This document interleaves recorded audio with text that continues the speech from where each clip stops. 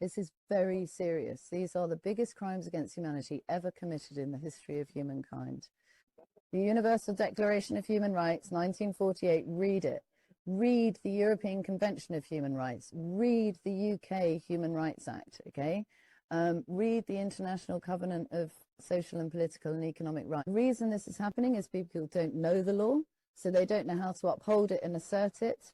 And the people who are getting away with this are getting away with it because people aren't upholding the law. And hold the line, stand your ground, step into your sovereignty, because this is all just a matter of time. One of the other ways that we're tackling this is by identifying who the perpetrators are of the harm that's being caused. And the common law general principle is do no harm. First, do no harm. And what that means is that you don't get to harm anybody's person, property, liberty, etc. And that is a constitutional duty to act to prevent harm. Omitting to act is as guilty as acting to cause harm. So what we're doing is we're identifying who is injecting people, who's masking them, who's testing them, who is breaching the bodily and psychiatric integrity of the individual. So the idea that a bunch of bureaucrats in 2020, 2021 get to come along and set aside our rule of law, claiming there's a public health emergency, is not legal, it's not lawful, it's not moral, it's not ethical. So what we're doing is identifying people who are breaking the law, and we're serving them with a notice of liability, which says to the individual, you personally are causing harm. You personally are in breach of not only the common law, but in the international treaties, the European conventions, UK domestic law. There is nowhere to run. There is nowhere to hide. So I'm Anna Dubuisseray. I'm a senior UK lawyer. I've been practicing law for about 27 years, studying it for over 30. And I've been working with a team of UK lawyers and international lawyers now for about a year. We've been drilling down into the legal analysis, the evidential analysis, working with experts from all around the world, hearing their evidence about what's happening. So medical experts, scientific experts. And as I say, what the legal analysis is that this is crimes against humanity that are being committed. It is genocide. It's biowarfare. And that's the view of senior lawyers from around the world. We're all senior lawyers who are capable of reading the law, understanding it, applying it. And, you know, most of us on the front line are litigators. So this is what we do. You know, we look at the evidence, we look at the law, and we bring cases to sort it out and uphold the rule of law. So, you know, that is us all being peer reviewed by each other. One of the other ways that we're tackling this is by identifying who the perpetrators are of the harm that's being caused. So for those of you who don't understand, we are a common law jurisdiction in this country, and lots of countries around the world claim their jurisdiction from the UK. And the common law general principle is do no harm. First, do no harm. And what that means is that you don't get to harm anybody's person, property, liberty, etc. And that is a constitutional duty to act to prevent harm. Omitting to act is as guilty as acting to cause harm. So what we're doing is we're identifying who is injecting people, who's masking them, who's testing them, who is breaching the bodily and psychiatric integrity of the individual. Because again, under common law, voluntas agreti suprema lex, that over his or own mind or body, the individual is sovereign. And nobody gets to derogate from that fundamental, inalienable human right. We are all sovereign. We are all equal in the eyes of God. We're all equal under the rule of law. No one is above it. And the fundamental maxim of law is that you have sovereignty over your own mind and body. Nobody gets to break that, not even in times of public emergency threatening the life of the nation. There is no right to derogate from the fundamental right to life, from the right not to be tortured or to receive cruel, inhumane or degrading treatment, not to have your right to privacy and your right to family life affected. Those rights cannot be derogated from, even in war. The only time it's lawful is if it's in a lawful act of war. Well, when you read the war conventions, means and methods of warfare are not unlimited. You cannot, for example, run a campaign of terror against the occupied enemy. You cannot conduct live human experiments, give people medical treatment without their informed consent voluntarily given. that is against the law, even in wartime.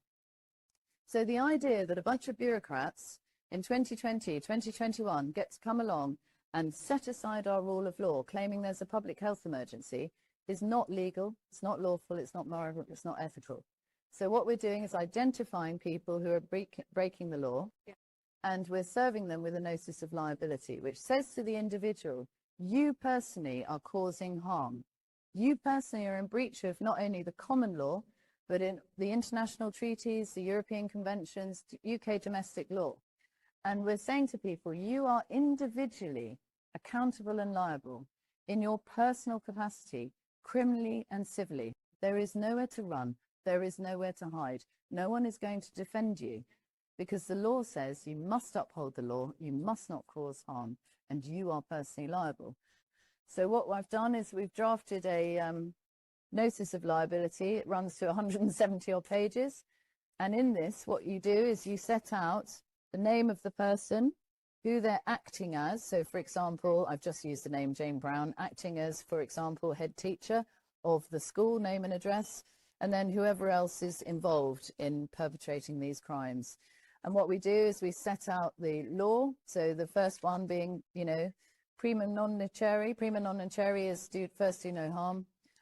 You have a duty of care. You have legal, lawful, moral and ethical requirement to obtain freely informed consent.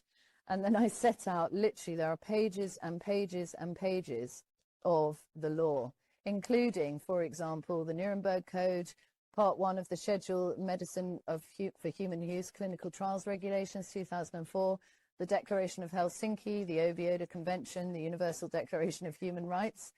And I read this out to you earlier. Can I just read the preamble? I just want to read a little bit of the preamble, which says, whereas recognition of the inherent dignity and of the equal and inalienable rights of all members of the human family is the foundation of freedom, justice and peace in the world, whereas disregard and contempt for human rights have resulted in barbarous acts which have outraged the conscience of mankind, bearing in mind this is 1948, right? And the advent of a world in which human beings shall enjoy freedom of speech, note that Reuters and Facebook and all the other platforms who are trying to censor us, and belief and freedom from fear and want has been proclaimed as the highest aspiration of the common purpose. Now this is the most important point. Whereas it is essential, if man is not compelled to have recourse as a last resort to rebellion against tyranny and oppression, that human rights should be protected by the rule of law. And it goes on and sets out Article 1, all humans are born free and equal in dignity and rights. Article 1 of the International Covenant on Civil and Political Rights says all peoples have the right to determination. By virtue of that right, they freely determine their political status and freely pursue their economic, social and cultural development. And Article 2, everyone is entitled to the rights and freedoms set out in the Declaration. Article 3, everyone has the right to life, liberty and security of person. And so it goes on and explains that those articles from the Universal Declaration of Human Rights are enshrined in multiple human rights treaties and conventions, international, European and UK. So it sets it all out, all of those laws, all of those rights, says that there's no right to derogate, as I've said, and then it talks about the evidence, about the fact that there is no public health emergency on the evidence. There are alternative treatments. There are early treatments that are being denied to people. I set out the evidence of where, for example, there's been a 70% reduction in mortality in countries where they've allowed hydrochloroquine. Where ivermectin was used in India, the most prominent examples include the areas of Delhi, Uttar Pradesh, etc. Cases have dropped by 98%, 97%, 94%. Uttar Pradesh is COVID-free. So I set out pages and pages of the evidence that's given from world experts, open letters, calls for it to be stopped, pages and pages of it, okay?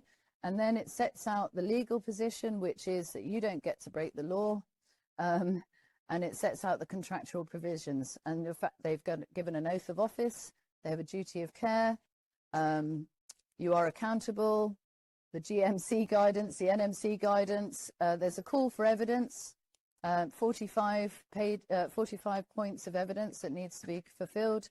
because the burden of evidence, the burden of proof rather, is on those claiming the right to derogate to prove that it's necessary, it's proportionate, it's evidence-based, it's reasonable, it's rational, it's the least restrictive measures. Paragraph 58 of the Syracuse Principles specifically states that you don't get to do this, right? So this sets out all of that and says to people, you will be held responsible. Now that's very powerful because, once people realise that they are going to be personally held responsible, they then have to stop. So it's a cease and desist as well. Absolutely. So thank you for explaining all of that and showing us. Does that mean that if somebody was to serve a vaccination centre or a school, that would cover everybody within that that's operating? Yeah, basically, as I say, the person who's injecting someone is committing the actual act. Anyone who's facilitating that, promoting it, marketing, is like aiding and abetting. If they're silent, they are complicit. And so, as I say, you have a constitutional duty to act to prevent harm. Staying silent's not an option. No. Oh, thank you. And do they all need to be named on there? Yes. Yeah. Because it's the individual living man or woman. Yeah. Yeah. So when somebody would be serving it, you would have to take Yeah. Yeah. Yeah, and they have to give them, because any nurse, for example, under the NMC code, doctor, has to state who they are. They have to give their personal identification number. They're required to.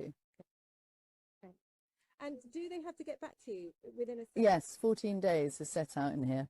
And the beauty of this is it contains an affidavit. And now an affidavit, for people who don't know, is a statement of truth to the best of your knowledge and belief, so help me God. And what that is a solemn oath that what you are saying is the best of truth, is the best to your knowledge of truth, to the best of your knowledge and belief. Sorry, I'm tired, folks. And the point about that is that you swear that as an oath in front of a commissioner for oaths.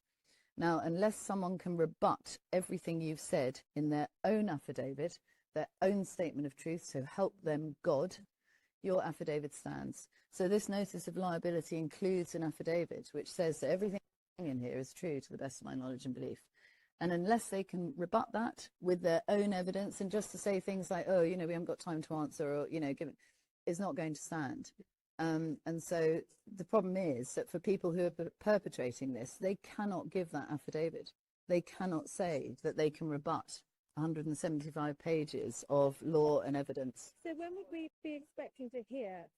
Well, for example, I think it was the Association of Teachers said that 79% of schools have been served. And the Dorset schools have pulled back because they've been served lots of notices.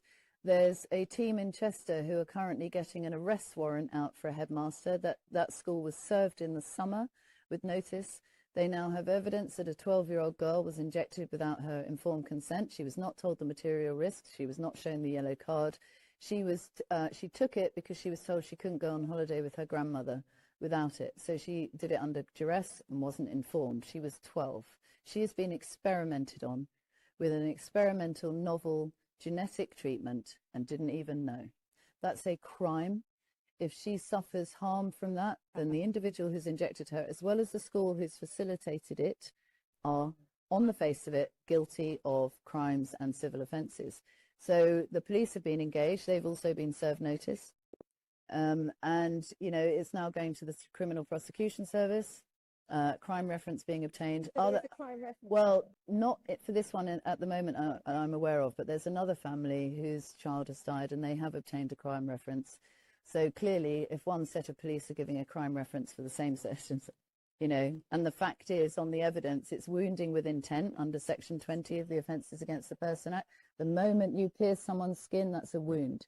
It's only lawful if they've consented, lawful consent. If they haven't, you've committed the crime of wounding them, and you intended to do it because you intended to stick the needle in.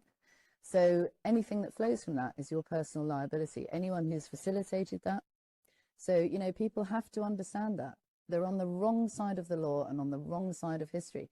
And for people who say to me, I'm threatening them, I am not threatening them. I am a messenger. I am reading the law. I'm telling people what the law says. It's the law that's threatening them. The International Military Tribunal judgments of the Nuremberg trials set out very clearly what the law is. I invite anyone to read those judgments. They are critical reading. And they clearly say you are responsible for your own actions and omissions. You don't get to say, I was just following orders. You don't get to turn a blind eye. And those people who do are held accountable. And unfortunately, those who were found guilty, because the death penalty applied, they were either hanged or they were put in prison. That's what people face. They need to understand it. And ignorance of the law is no defense. No, no, you're offering them an education Yeah, and a warning. yeah, yeah. Okay, and I gathered, sadly, there have been some deaths from what I'm hearing. Yes. Of children Yeah. between 12 and... Yeah, yeah. And rates of myocarditis, strokes. You know, I heard an interview with a girl the other day who said out of a class of 30, 12 of them were off, having been injected. You know, we know that children are already dying. We know they're dying in the womb. We know breastfeeding children are dying. We know young infants are dying. They now want to inject 5 to 11-year-olds. How do you obtain informed consent about the long-term consequences to their fertility, to their health, to their heart, to their immune system, on an injection where none of us knows? Nobody knows what's going to happen. We don't have the long-term safety data. How can a child of 5 agree to that? And the parents can't agree because on the evidence, they are being lied to, they are being misled, it's deceitful, it's fraudulent, criminally fraudulent.